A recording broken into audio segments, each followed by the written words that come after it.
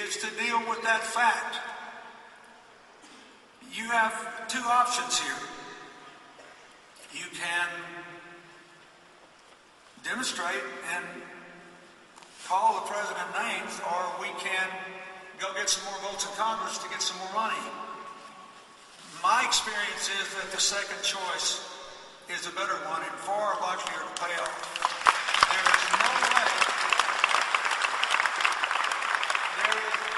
There is no way the White House will veto an increase in funding for AIDS. And so can you sit down here or take a chair, please? I appreciate how frustrating it is.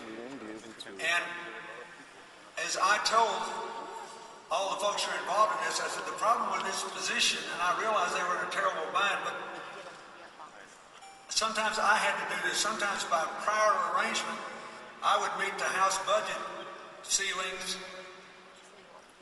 For example, I would always put more money into early childhood education, and believe it or not, it was in the same budget as the National Institute of Health.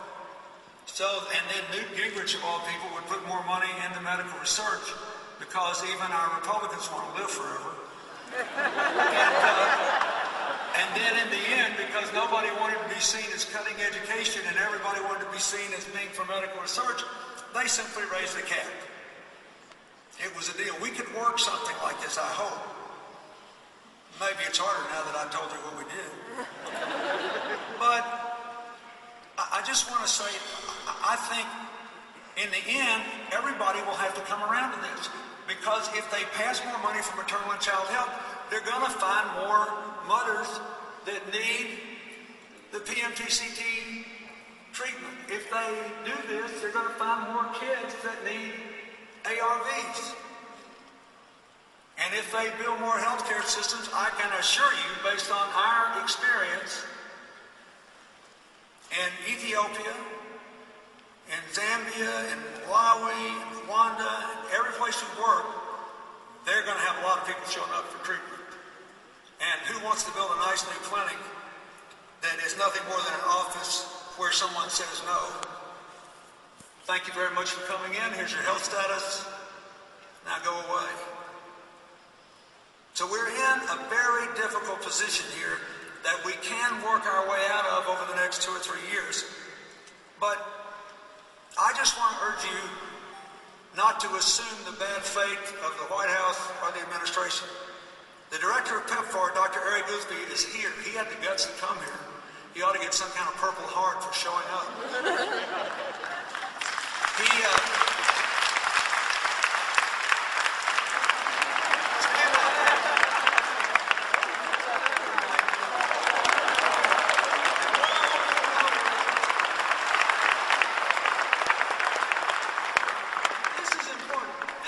Your friend.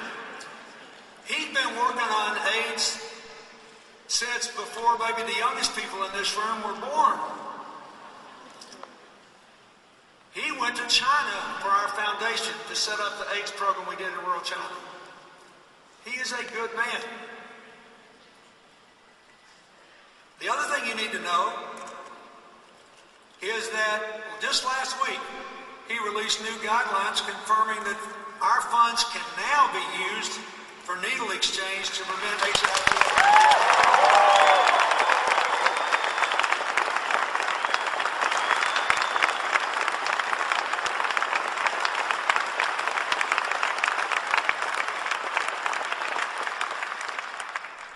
And finally, you need to know that the U.S. held off 1 year longer than most of the major European contributors to the Global Fund in shaping the contribution. But the European countries, I think, would like to do better too. So, and as all of you know, or many of you do, the new director of AID in the State Department formerly worked for the Gates Foundation. He is your friend too. So, I think you should have a joint strategy. And I think you should lobby the Congress. And I think you should educate people about not making a false choice. And I think that is a far more effective strategy. Now, the second thing I would say is we have to remind ourselves that more of the same is not good enough. Yeah, we've made progress on prevention, but we don't do very much on it. And we know the AIDS epidemic won't end with the treatment options we have now. Only end when we stop new infections and infections dies before their time. We're not doing enough ourselves. Do treatment better. Specific drugs that can keep people healthy even when they aren't on ARVs. Better integration between HIV and TB therapy. Amazingly, these two diseases, although they are most often coincident in one body, are still treated separately in most places. We need better and more durable combinations of drugs and testing that is simpler and quicker. We have to do prevention better too. We have to scale up what works. I'm thrilled that we now have indisputable evidence that circumcision works. We also have indisputable evidence, and Bill Gates will talk more about this when he speaks, that all these cultural things we were told about how African men will never show up and do this turn out to be flat out wrong, that there's more demand for it than we thought, but there's not enough supply yet. And it has to be done in a safe way. So we have to do more of it, and we should invest more money